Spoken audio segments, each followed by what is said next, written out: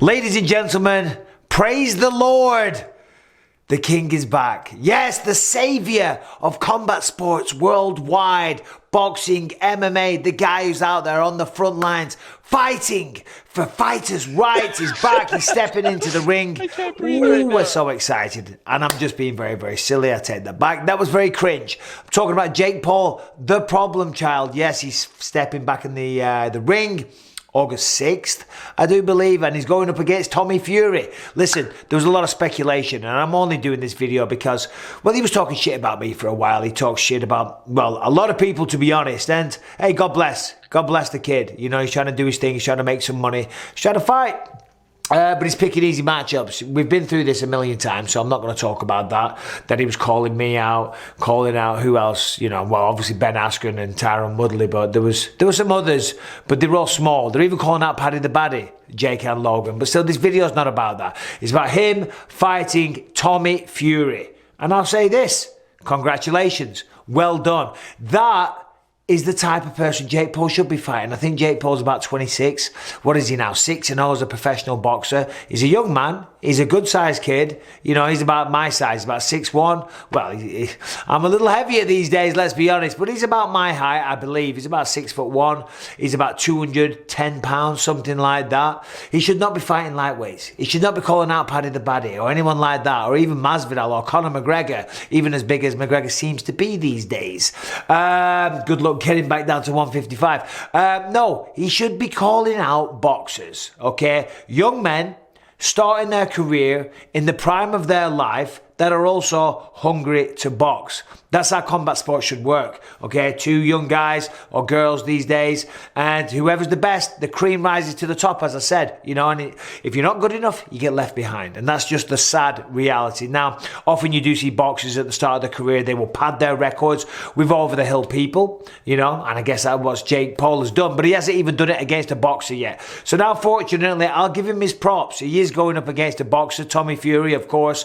I think he's 8-0 now, 8-0 undefeated.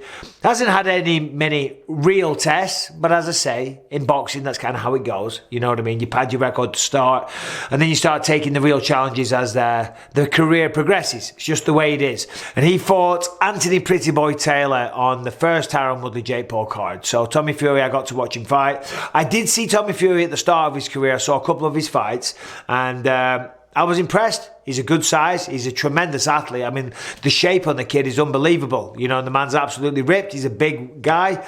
Comes from a hell of a boxing lineage. I mean, Tyson Fury, you know, the greatest heavyweight boxer on the planet right now. And his father, John Fury, was a decent level boxer as well, who actually, John Fury just called out Mike Tyson and Evander Holyfield for an exhibition bout. Not sure if that was going to go down, but still, I'm sure they could pick a better opponent, no disrespect to John. But as I said, for Tommy Fury, this guy, you know, I mean, come on. There's no better people than your brother Tyson Fury to be training you, to mentor you, to take you through a training camp, to help you deal with the psychological nerves, you know, the nerves, the psychological trauma. No, the nerves before a fight. There's no better man on the planet to tell you about those things than Tyson Fury. He's literally been there, done it, got the goddamn t-shirt. Now, we know, I think it's August 6th anyway, something like that. It's in August, Madison Square Garden. Amanda Serrano's fighting on there. And I saw they did an announcement recently, a few weeks ago, but they never said the opponent's name. Okay, they just announced Jake Paul versus someone and Amanda Serrano versus someone. And Amanda Serrano, by the way, what an incredible fighter she is. As I say, I was at the first Woodley Jake Paul fight. I got to see her fight live. Quite the show she put on. You know, a lot of respect for her. And then she just lost a very, very close fight to Katie Taylor at Madison Square Garden recently. So, you know, that lady can fight, and I enjoy watching her. So, I'm not sure about the rest of the undercard, but that's certainly a decent fight. It'll be Jake Paul, Tommy Fury. That is, however, as long as Tommy, you know, does what he's told. Take a listen. Yet again, I wake up this morning to another text from my manager saying that Tommy Fury is pulling out of the fight. We agreed to all of the terms. Everything is ready to go. We're 45 days away from the fight. We agreed to his $2 million purse. We agreed to VADA testing, extra flights, extra rooms, extra tickets to the fight. We're scheduled to have a press conference next week in New York. His whole entire team was like, yeah, everything's good. We're signing the contract today. It kept on getting pushed. It kept on getting pushed till now. What's the excuse? oh, I can't come and I can't do it because my dad can't be there with me during the fight. Well, Tommy, your dad has been banned from the United States for 15 years. You've known this the whole entire time. He's a criminal. He's not allowed in. When you fought Anthony Taylor in Cleveland, neither Tyson nor your dad were there with you in your U.S. debut. And now all of a sudden you need your team with you? That doesn't make any fucking sense. I will agree to not have my team around me during the fight week. I will agree to not fight with my coaches in my corner. We could both fight solo, dolo, just like Devin Haney was going to do against George Kambosos. This is what real boxers do. This is what real boxers, they make fights fucking happen. You're scared. You claim you're a professional boxer, but you don't want to make the fight with me, who you've talked so much shit about, who you said you will spark, who you say I'm nothing compared to you. Where's all that shit talk now, Tommy? You're a fucking atypical professional boxer who doesn't want to make this fight actually fucking happen. This is the biggest opportunity of your fucking life, and you're fumbling the fucking bag once again, and I can't believe how fucking stupid you are. Fucking idiot. I mean, come on, there's some tough words there from old Jakey Bakey. Listen, he's right though. He doesn't need his dad. He doesn't need his brother. He doesn't need anybody like that.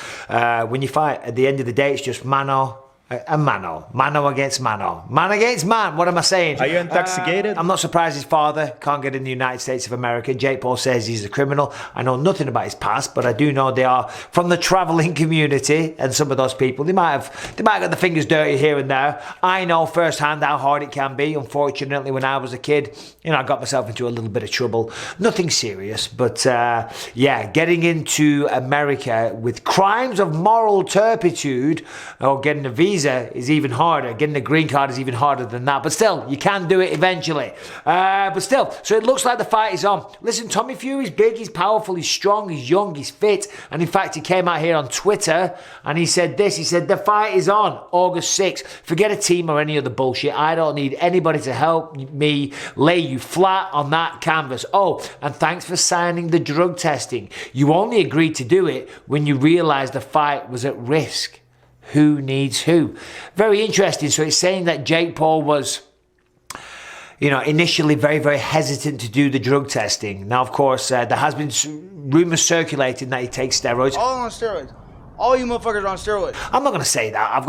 I have no idea. He probably doesn't. He might do. Who the fuck knows? Who the hell cares? Sadly, the reality is a lot of fighters do go out there and they do act like that. So if he is doing that, then shame on him. If he's not, then just rise above it, Jake. Reality is, I'm actually looking forward to this fight because, listen, Jake's got knockout power. What he did to Tyron Woodley, knocked him out unconscious, laid him flat on the canvas, and make no mistake, right? There was no fake. There was no setup. There was no agreement. You know what I mean? Tyron got knocked out, and that's just the way it goes. So the kid can obviously punch.